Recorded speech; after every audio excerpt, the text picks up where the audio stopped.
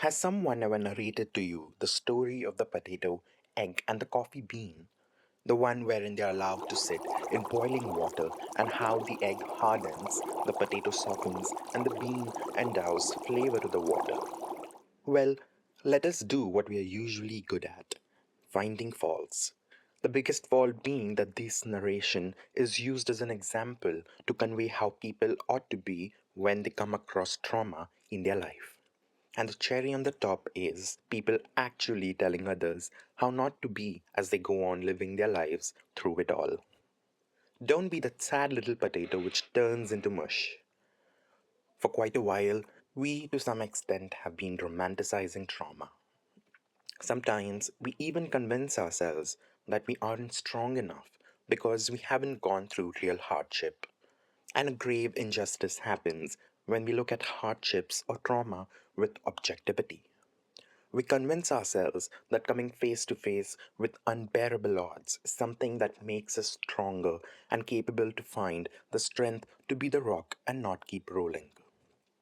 We humans often forget there lies a fine line between a victor's test and trauma in any domain of our life. We rarely ever ask ourselves, what is my definition of being strong? What have I been told about how strength must look like? No one ever tells us what is their ideal of being a strong person. Instead, more often than not, we come across metaphors that only tell us since childhood that we mustn't be the tree that loses its branches in a thunderstorm, or that we must become like the egg or the coffee bean when we are deep in boiling waters. Or worse, someone is gladly described as strong enough to hide their tears. We often come across these metaphors when we are chatting with someone we admire over a cup of coffee and we can't help looking at our hardships through the unkind eyes of others. Trauma, in any form, to any extent, on a purely subjective level, is not meant to make you stronger. On the contrary, trauma, in any form, especially psychological, causes harm to our nervous system. It doesn't allow the defensive systems of the brain to rest, and more often than not, it very well affects the way we think and arrive at judgments.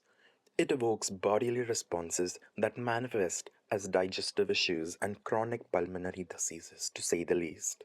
Amidst all this, we hardly ever see that we are standing on frail ground because we have become quite efficient at walking on eggshells. Our perceptions take a toll, mostly not in a good sustaining manner.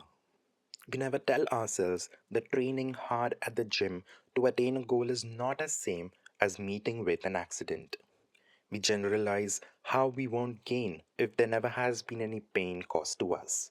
Unfortunately, we confuse no pain, no gain with no suffering, no gain. As we come across the question whether would we call ourselves strong or weak if we ache when we punch ourselves, we take time to ponder. Only quite seldom we realize that the question is fallacious in the first place. At the end of the day, the idea of what strength is will always remain subjective. But every day, only when we look around with kinder eyes, shall we know better what strength really is not, rather than knowing what it is.